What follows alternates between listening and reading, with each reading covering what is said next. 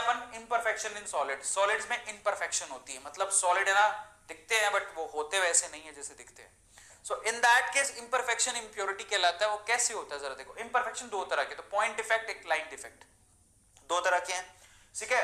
ये point defect क्या होता है, वैसे ये ज्यादा पूछे हैं, लाइन डिफेक्ट ज्यादा आते हैं। तो डिफेक्ट अराउंड अ पॉइंट और atom is called point defect. एक एटम की वजह से कोई डिफेक्ट आ जाए तो पॉइंट डिफेक्ट कहलाता है, लेकिन अगर पूरी रो में ही डिफेक्ट है तो वो लाइन डिफेक्ट कहलाता है। अभी इतने इसको पढ़ने की जरूरत नहीं है। पॉइंट डिफेक्ट अब क्या होता है, स्टोइकियोमेट्रिकल डिफेक्ट पॉइंट डिफेक्ट होते हैं, उसमें कोई स्टोइकियोमेट्री चेंज नहीं होती है, समझ में आ गया।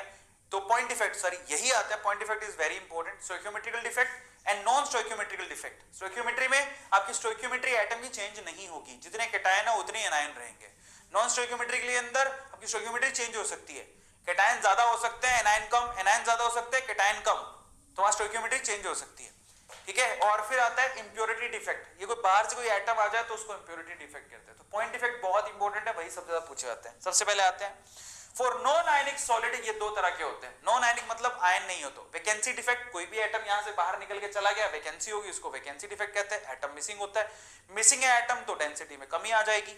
और अगर हम लोग यहां पर बोले इंटरस्टिशियल डिफेक्ट, तो यहां पर क्या है ना कि अच्छा खासा अरेंजमेंट था, बीच में कोई बोलते हैं कि ना मियां बीबी और वो, तो यहां पर एटम लगे हुए थे, अचानक से कोई वो भी आ गया बाहर से, समझ में आ गया, इसको इंटरस्टिशियल डिफेक्ट, बाहर से कोई एक्स्ट्रा आइटम आ जाता है, इसको इंटरस्टिशियल। अब आयनिक के अंदर क्या होता है, आयनिक में पहला डिफेक्ट है फ्रैंकल डिफेक्ट, ज्यादा ही फ्रैंक, ये फ्रैंकल मतलब इंटरस्टिशियल के जैसा ही होता है, पर यहां पर ये आयनिक है, मतलब केटायन है एनायन है, केटायन है एनायन है, लेकिन अचानक से कोई एनायन या कोई केटायन जो कि छोटा होता है वो निकल के कहीं ऐसे चिपकने लगता है, मतलब फ्रैंक होने लगता है, आगे घुसता है जगह पे, इसको फ्रैंकल डिफेक्ट कहते हैं। मतलब कोई केटायन अपनी जगह से निकल के छोटा होता है तो कहीं और जाके अपने आप को एडजस्ट करता है, जैसे यहां से निकल के यहां आ गया, तो इसको फ्रैंकल डिफेक्ट कहते हैं। समझ में आ गया, यहाँ डेंसिटी में कमी नहीं आती, क्यों, क्योंकि एटम बाहर नहीं निकला है, अंदर ही एडजस्ट हुआ है, तो डेंसिटी चेंज नहीं होती है। लेकिन इसके example AgCl, AgBr, ZnS, these are the example of Frenkel defect. एक होता है शॉर्ट की डिफेक्ट, शॉर्ट ही हो जाता है। मेरा याद बड़ा अच्छे से करता था, फ्रैंकल मतलब फ्रैंक होना, कोई भी जाके चिपक रहा है कहीं, अपनी जगह से उठ के कहीं चिपकने लग जाता है, छोटा केटायन। शॉर्ट की मतलब शॉर्ट ही हो गया, चिपक रहे थे पहले ये दोनों, है ना, पहले तो ये वो वाला प्रपोज डे, वो वाला फिर हक डे, चॉकलेट डे बनाया चिपक चिपक के, फिर उसके बाद गायब भी हो गए धन सोसाइटी से। शॉर्ट भागे कहीं दूसरे पार्क में कहीं वो पहाड़ों के पीछे, तो finally this is called short की डिफेक्ट। शॉर्ट की मतलब केटायन और दोनों गायब हो गए, बट ये दोनों के दोनों डिफेक्ट जो है बेसिकली वो स्टोइकियोमेट्रिकल डिफेक्ट है, स्टोइकियोमेट्री चेंज नहीं होती, यहां से केटायन और एनायन दोनों निकल जाते हैं, इसको शॉर्ट की डिफेक्ट कहते हैं। एग्जांपल के तौर पे यहाँ पर एग्जांपल क्या होता है जरा देखो, केटायन और एनायन दोनों मिसिंग है, इसका मतलब डेंसिटी डिक्रीज हो जाएगी। एग्जांपल के तौर पे NaCl, KCl, AgBr, these are the examples.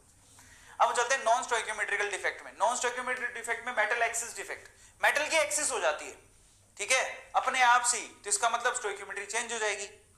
अब ये कैसे होगा, एनायन की वैलेंसी से हो सकता है, मतलब एनायन गायब हो गया, अगर एनायन ही गायब हो गया तो केटायन तो अपने आप, उसकी केटायन की क्या बढ़ जाती है, केटायन की संख्या तो बढ़ी जाएगी। केटायन कौन होता है, मेटल, तो मेटल एक्सिस डिफेक्ट उसको कहते हैं। यहां से अचानक से क्या होगा, एनायन अपना इलेक्ट्रॉन छोड़ के गायब हो जाएगा वहां से, और इसी को F सेंटर बोलते हैं, जिसकी वजह से आपको कलर दिखाई देता है, ठीक है। एक तो होता है ड्यू टू एनायन वैकेंसी, और फिर दूसरा होता है ड्यू टू एक्स्ट्रा केटायन, मतलब आप आराम से पड़ा हुआ है, अचानक से बाहर से कोई एक्स्ट्रा केटायन आ गया, तो केटायन की क्या हो गई, एक्सेस हो गई, अपना इलेक्ट्रॉन भी साथ लेके आया है, इसको बोलते हैं केटायन, क्या बोलते हैं, एक्स्ट्रा केटायन की वजह से मेटल एक्सेस हो गया।